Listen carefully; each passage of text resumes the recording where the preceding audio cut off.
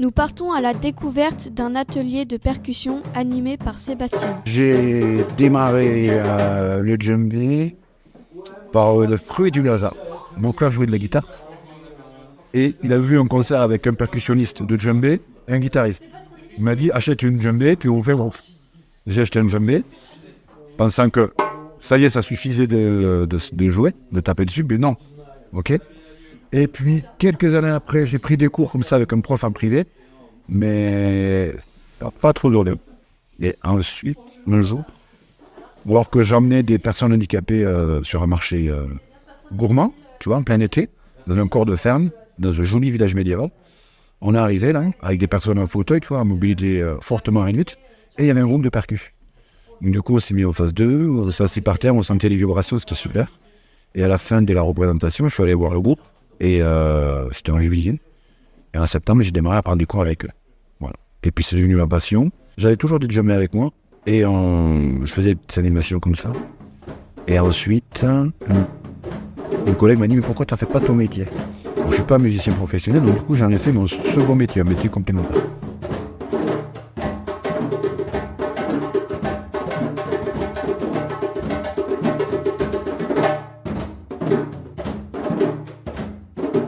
À la fin de la séance, les participants sont à la fois contents et fatigués. On a les tympans qui vibrent, hein, ça fait... Enfermé dans une salle avec une dizaine de percussions, ça fait mal aux oreilles. Et aux mains aussi. Enfin, moi j'ai l'habitude de jouer, normalement. C'est quoi le plus dur dans l'apprentissage des percussions? C'est comme il nous a parlé, c'est le polyrythme. Quand les deux mains elles font pas le même rythme ou que deux joueurs font pas le même rythme ensemble, c'est beaucoup trop difficile puisqu'en t'en as un qui va être en binaire, l'autre en ternaire. Et quand les deux ils commencent à jouer ensemble, c'est vraiment... Faut pas se perdre, faut pas se décaler. Faut qu'on répète en boucle. Là on a passé 2h30, on a sorti un petit truc. Et il faut juste répéter beaucoup. Jusqu'à ce qu'on prenne l'habitude.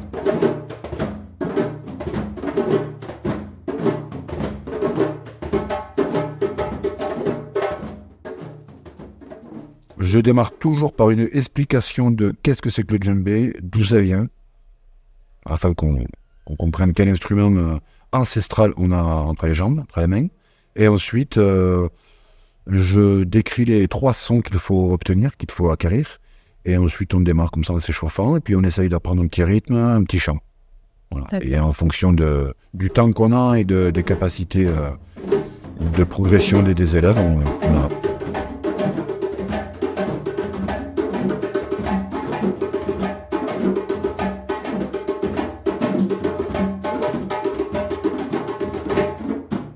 Puis Sébastien nous explique son amour pour le djembé. Il y a toute une magie derrière. C'est fait avec un arbre, donc pas n'importe quel arbre. Les percussions, c'est fait pour marquer le temps. Okay, ça peut transmettre aussi une émotion. Le djembé, plus spécifiquement, comme tu vois, il est là pour accompagner ces gros tambours là qu'on appelle les tambours dum-dum, qui eux se jouent avec des baguettes, contrairement au djembé qui est un tambour à main. Donc on tape exclusivement avec la main dessus. Sinon la peau elle casse si on tape avec une baguette dessus. Donc c'est aussi, si tu veux, ce djembé qui date entre 800 ans et 1000 ans d'existence, c'est un très vieil instrument.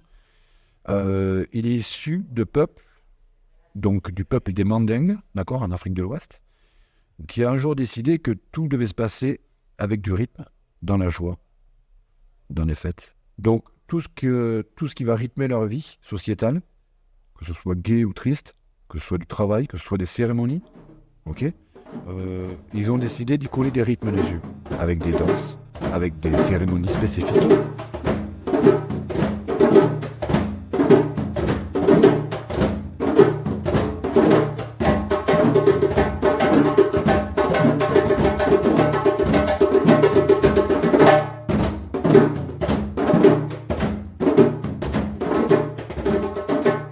Grâce aux ateliers de Sébastien, plusieurs jeunes ont pu s'essayer aux percussions et peut-être certains d'entre eux ont trouvé leur vocation.